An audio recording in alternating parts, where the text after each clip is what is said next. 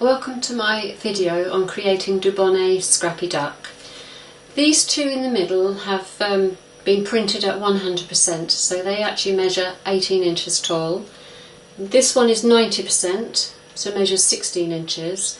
This is also 90%, but I don't know the height of it. Obviously this without its legs. I did this one to show you that you could perhaps do it as a sitting duck without the legs if you're a bit shy of dealing with the wiring. The video comes in two parts. The first part is actually doing the legs, because it's quite a process, so it's about a 30-minute video I think, and then the second video is doing the body and the beak and the patching. Really hope you enjoy making yours. In this video I want to show you how to do the feet and the legs for our duck. First thing is you have a foot template, and you need to cut this out in cardboard, which will create the actual foot itself. I've got a mounting board here. I think it was about £3 from Hobbycraft, and it's quite a big square. So, and I'm going to use this double thickness because it needs to be fairly firm. You can get a thicker mounting board, but you might need a Stanley knife to cut that, so be careful of the using a Stanley knife. But this one cuts okay with scissors. You could use this 2 or 3 thicknesses thick, but I'm just going to use 2. You could use cardboard. Obviously I appreciate you want to keep costs down, so you could use cardboard, and these are just cereal packets or Coke container, and just build up the thicknesses until it's quite rigid. In this case I've got 5 here, but do not put masking tape around the outside because you're going to stitch around here later and it will impair your stitching. With the foot also you need one piece cut out in scrap fabric, just same template, that's as a guide. You also need your finished fabric for the base of the foot, and that is going to be stuck down with Pritt stick all the way around and glued over, so that will provide the base. And then you need the upper foot, which is upper foot template, which is this one, and that will be going over top. Obviously the wires are going underneath there. Now to do the wires you'll be given a template for the size that you need, and all you're doing is cutting out 6 lengths as per your template. Try and get them as straight as possible, and then we use your template to create the distance for the foot and the leg.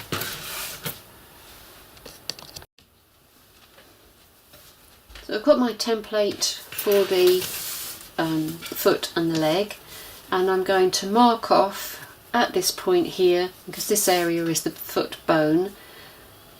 Mark it off there, and also this area is for the leg, so I'll mark off there.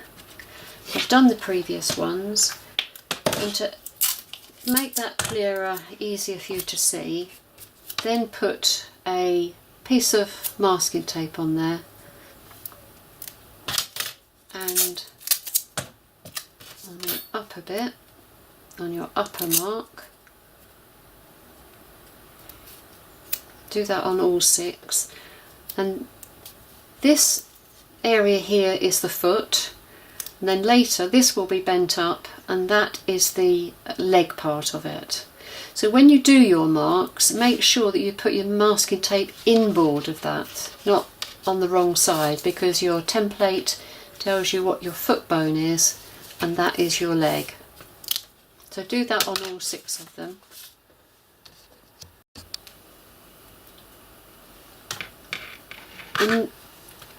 And now we're going to wrap each wire to give the bone some more definition. And there are 2 patterns for the bone wrap, 4 for the larger one and 2 for the smaller one, so the middle bones. So take one of the scrap fabric bone wrap. And where it's going to go on is you're going to attach it to the wire, the foot of the wire, and this side is the tapered side. So that will, as you wrap it round, it will gradually get thinner around here and give a more of a pointy talon effect to the end of the wire. And the way I find it's easier to do this is put a piece of tape along the top there, and then add that to your wire. You can line it up nicely.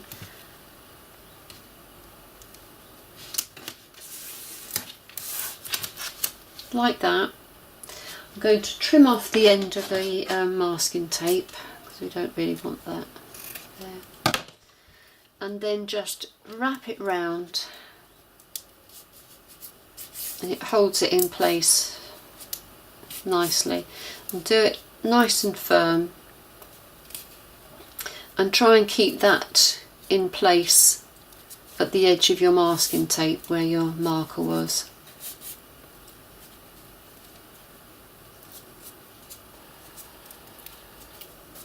Once you get it going, it's alright.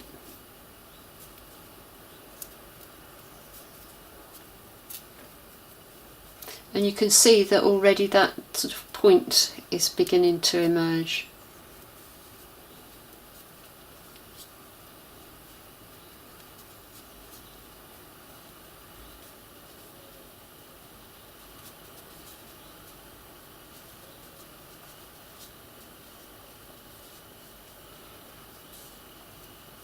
When you get to the end, try and make sure that that edge of your fabric is straight. Pop a pin in there, or a few pins, and then just do a tack or stitch along there to hold it in place. And do that with all 6 of them. But remember, you've got 2 smaller ones and 4 larger ones. So you can see I've stitched along the bone wrap to hold it in place, and now we're taking 3 of them, 2 longer ones on the outside and 1 in the middle, the shorter one in the middle, and we're going to tape those together here to hold it in place. And now you need to attach your bones to the scrap fabric of the foot, and all you do is to go down the side here, through the bone wrap, onto this guide, up the other side, and then the one you can see, you could do that by eye, into the middle. That's just to stitch it down there.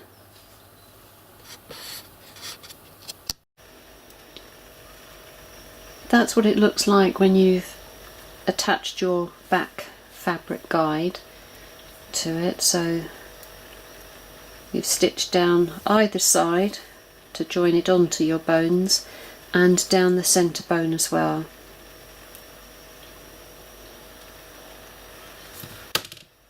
The next step is to attach your top fabric to these bones.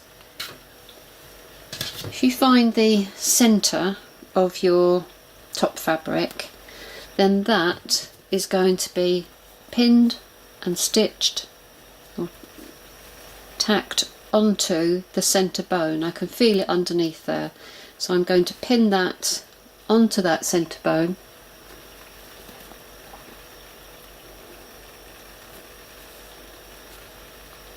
and tack that in place.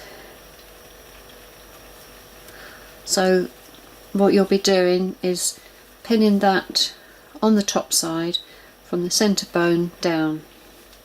Do that on both of the feet, and then what we're going to do is to stitch, probably with self colour for me because this is stripy, I think it's colourful enough, either side. It's going to be tricky with this one because you've got a line. In some ways that's easier, I suppose, but you want to make sure that line remains on top. But you're going to stitch either side of that bone to emphasise it with a little back stitch or running stitch, but at the front where you've got that talon at the front, you don't want it gathered, you just want to start off so that it's flat fabric at the front, and then you come to the talon and stitch either side to emphasize it. But I'll go and do that so you can see what how it progresses. I hope you can see that okay, but I've tacked along this top section. You can see my black stitches along there. Then I have, with a blue thread, gone inside there, right to the point, and then started again up here to the point. So this fabric is quite flexible, so that's quite good. But if you get a cotton, you might end up with a sort of gather in there, so try and get it as flat as possible. That will emphasize the point but not leave any sort of excess fabric here, and that's on the back of it, so you can see my stitches either side. And now we have to do the same thing, although it's easier because you're only going up once, on the sides. And when you come to do the sides, what you're doing is pulling it out to the extent of your guide fabric, your under fabric, because that determines the size or the width of your foot. And you're going to do the same thing here. Start in the very corner, come up, and when you stitch this bit, make sure that you've got your finger underneath there and you're getting a nice edge to it, so you're stitching right down in that corner and again to the talon, and emphasize that the fact that it's getting smaller at the end there, and do that either side.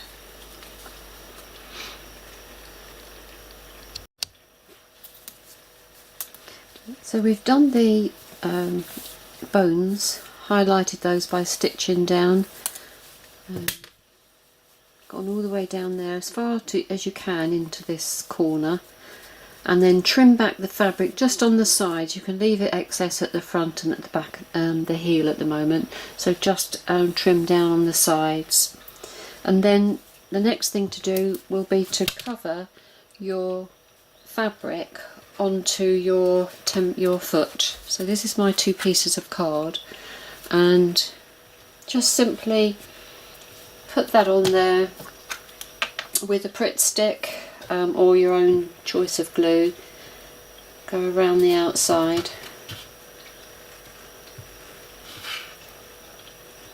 and fold that over. You just need to trim inside here a little.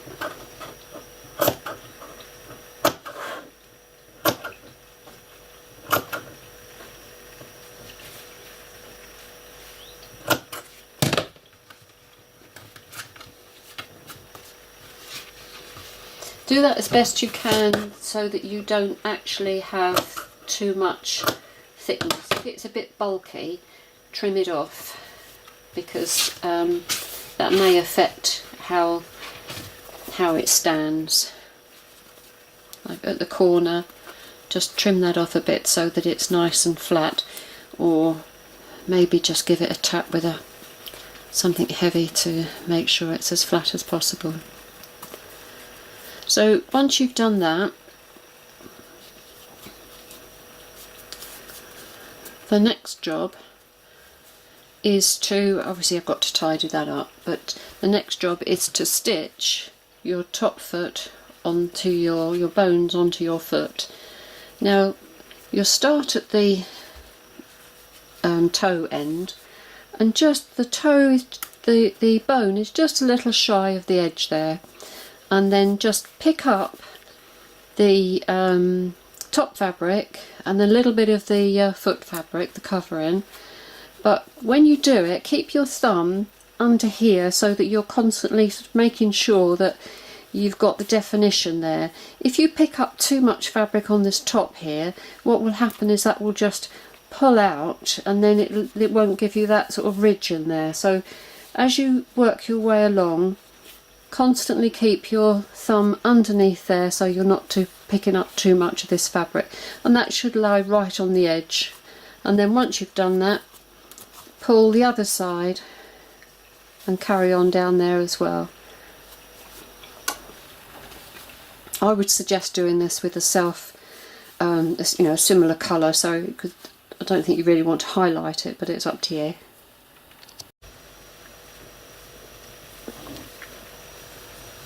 So here I've finished the stitching down the side. All you do is take a little bit of the base fabric from the board and a little bit on the top, again making sure that you keep your thumb at that point so that it emphasises the ridge. That's not so noticeable on this because the fabric is quite patterned, and also it's quite thick as well. Then at the front leading edge, trim it back and then fold that under and stitch as you've done round the sides all the way along the front, which is what I've done to this one here. So that needs to be stitched along the front, and then bend the legs up, just simply bend them up from that heel point, bend them up, and now we're going to add the joiner. Now the next job is to divide these wires, and if you imagine you've got the foot facing you, one wire comes forward at 6 o'clock, one at 2 o'clock and one at 10 o'clock. And do that for both of them. One at 6 o'clock, 2 o'clock and 10 o'clock. And now you put the joining wire in, which your guide will tell you what size to do that. Find the best place to put it so that it's nice and flat and doesn't interfere with the other wires. So I think that's the case there. And then take that in place.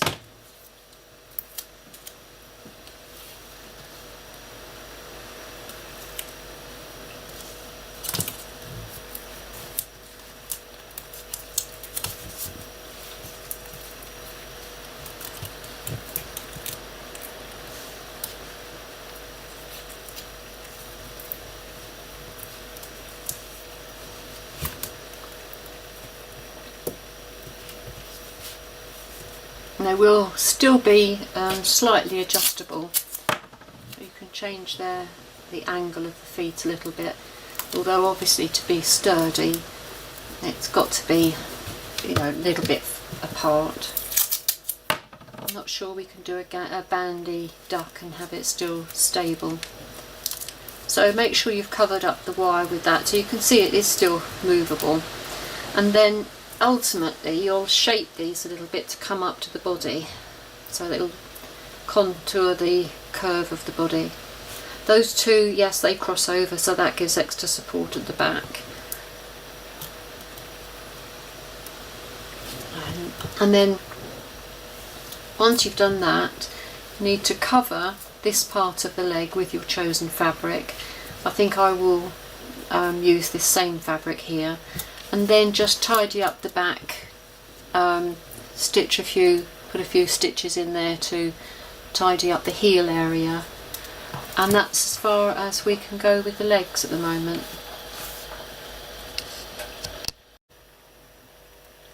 There you go, and that's the legs covered in the self fabric. And see, they're still quite mobile until you fit them onto the body, and that's just scrappily finished at the back as well.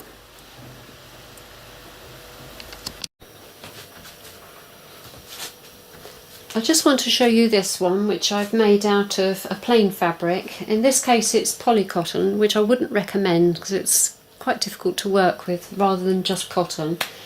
I've put a few patches on it to make it a bit more interesting, and obviously no legs on this one, just the feet, but I did put the bones in But if you're still a bit shy of doing the bones, you could just cover that with plain fabric anyway, so it still look good. And then it's simply glue gunned onto the legs. When you come to do that though, what I did was to put masking tape along the base here so that the legs didn't move when you come to position the body onto it. So I didn't want the legs splarring out, because with the glue gun it does set very quickly.